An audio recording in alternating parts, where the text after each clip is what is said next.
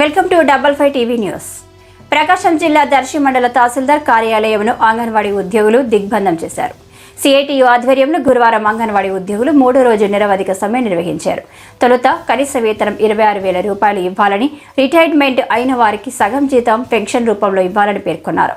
తొలుత తమ సమస్యలను పరిష్కరించాలని కోరుతూ అంగన్వాడీ ఉద్యోగులు సిఐటియు ఆధ్వర్యంలో ఐసిడిఎస్ కార్యాలయం వద్ద జరిగిన ధర్నా అనంతరం ప్రదర్శనగా బయలుదేరి కురిచేడు రోడ్డు, పొదిలి రోడ్డు గుండా ప్రదర్శన జరిపి తదుపరి గడియారం సెంటర్లో మానవహారం చేశారు. మానవహారం చేస్తున్న సమయంలో దర్శి ఎస్ఐడి రామకృష్ణ బందోబస్తుతో వచ్చి మానవహారం చేస్తున్న అంగన్వాడీ ఉద్యోగులను అక్కడి నుంచి పంపించారు. గడియారం సెంటర్లో మానవహారం చేసిన తదుపరి అంగన్వాడీ ఉద్యోగులు నేరుగా ఎంఆర్ఓ కార్యాలయం వద్ద వచ్చి కార్యాలయంను దిగ్బంధం చేశారు. ఈ సందర్భంగా అంగన్వాడీ ఉద్యోగులను ఉద్దేశించి సిఐటియు నాయకులు తాండవ రంగారావు, సందు వెంకటేశ్వరరావు ప్రసంగించారు. అనంతరం అంగన్వాడీ ఉద్యోగులు డిమాండ్స్తో కూడిన వినతి పత్రాన్ని స్థానిక ఎంఆర్ఓ వెంకటేశ్వర్లకు ఇచ్చారు. ఈ కార్యక్రమంలో దర్శి, ముళ్లమూరు, దొనకొండ, కురిచేడు, తాళ్లూరు మండలాల అంగన్వాడీ ఉద్యోగులు పాల్గొన్నారు.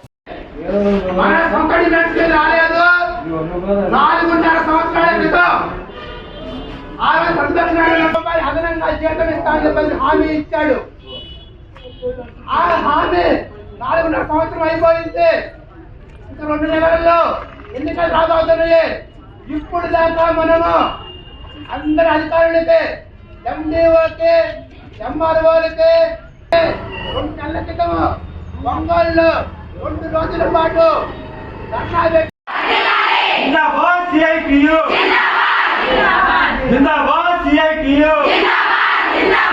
ఇవ్వాలి కనీస వేతనంతో కూడిన మెడికల్ లీవులు, ఇవ్వాలి వేతనంతో కూడిన మెడికల్ లీవులు, ఇవ్వాలి వేతనంతో కూడిన మెడికల్ లీవులు, భర్తీ చేయాలి కానీ కోర్టుల్ని, భర్తీ చేయాలి కానీ కోర్టుల్ని, భర్తీ చేయాలి కానీ కోర్టుల్ని, ఇవ్వాలి అంగన్వాడీ కేంద్రాలకు నాణ్యమైన సరుకుల్ని, నాణ్యమైన సరుకుల్ని, నాణ్యమైన సరుకుల్ని తగ్గించాలి, పరిభారాన్ని తగ్గించాలి, పరిభారాన్ని భర్తీ చేయాలి, ఎఫ్ఆర్ఎస్ యాప్ని భర్తీ చేయాలి, ఎఫ్ఆర్ఎస్ యాప్ని ఇవ్వాలి కనీస వేతనం 26,000, ఇవ్వాలి కనీస వేతనం 26,000. పోరాడతాం సమస్యల పరిష్కారం అయ్యేదాకా, పోరాడతాం సమస్యల పరిష్కారం అయ్యేదాకా. వ్యతిరేకించండి అంగన్వాడీ ప్రభుత్వ నిర్బంధాన్ని, వ్యతిరేకించండి అంగన్వాడీ ప్రభుత్వ బెదిరింపుల్ని, వ్యతిరేకించండి ప్రభుత్వ బెదిరింపుల్ని, పరిష్కరించాలి అంగన్వాడీ సమస్యల్ని, ఆపాలి సమ్మెపై బెదిరింపులు, ఆపాలి సమ్మెపై బెదిరింపులు, ఆపాలి సమ్మెపై బెదిరింపులు, ఆపాలి సమ్మెపై బెదిరింపులు. అమలు చేయాలి ముఖ్యమంత్రి గారు ఇచ్చిన హామీని. ఆపాలి బకాయి మొత్తం డిఆర్డీఏలు, ఆపాలి డిఆర్డీఏలు మొత్తము పోరాటం సంస్థ కల్పించే వరకు, పోరాటం సంస్థ కల్పించే వరకు. నమస్కారం అండి. మాది దర్శి ప్రాజెక్టు ముళ్లమూరు మండలం మారెల సెక్టార్. మేమైతే 3 రోజులు బట్టి సమ్మె చేస్తున్నాం. ఎందుకంటే మరి ఎలక్షన్ ముందు అయితే అమ్మ మీరు మా అక్కలు, మీరు మా చెల్లెళ్ళు, అన్నను వస్తున్నాను మాట తప్పను మడం తిప్పను అన్నారు మా అన్నగారు. అయ్యా నీకైతే నిండా వందరం, ఎందుకంటే ఆడవాళ్ళని ఆదరిస్తావని, మాకు ఎవరూ లేరు అనుకోకుండా మా బిడ్డలకి మేనమావని అన్నావు, మాకైతే అన్నను అన్నావు. మేమైతే నమ్మాము.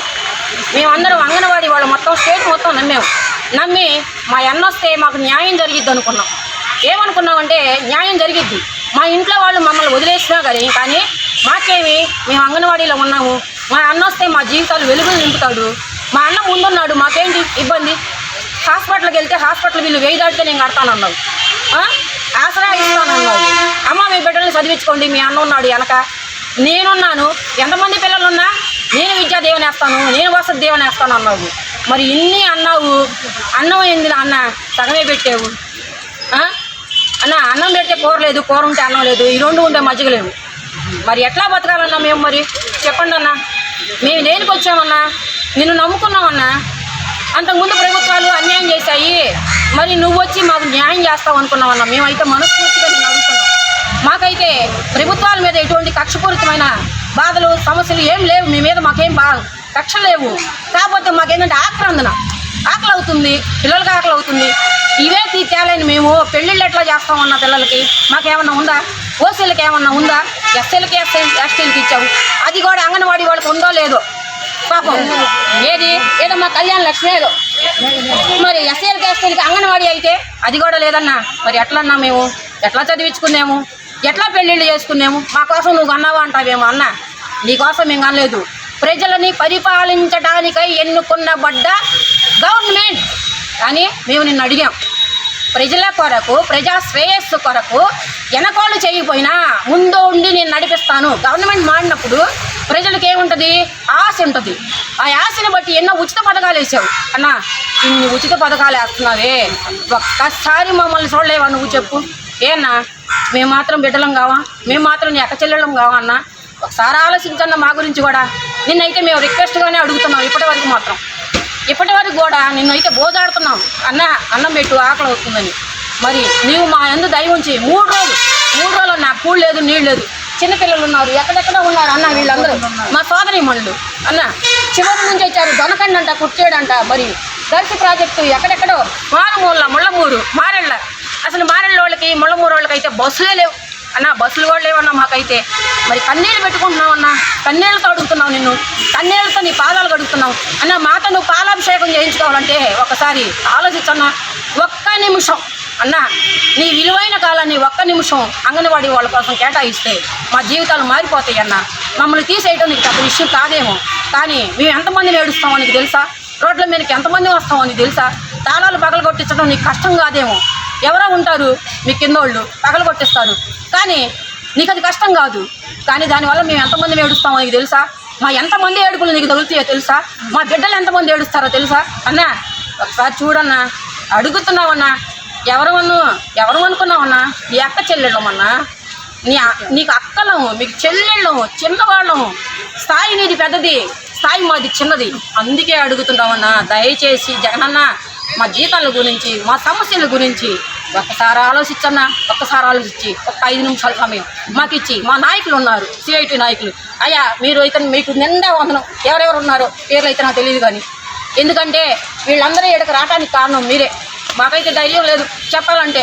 మరి మీ ఆధ్వర్యంలో మా సమస్యలన్నీ పరిష్కరించాలని, మిమ్మల్ని పిలుపులకు పిలవాలని మా నాయకుల్ని మేము ఈ సభాముఖంగా మిమ్మల్ని కోరుకుంటున్నాం.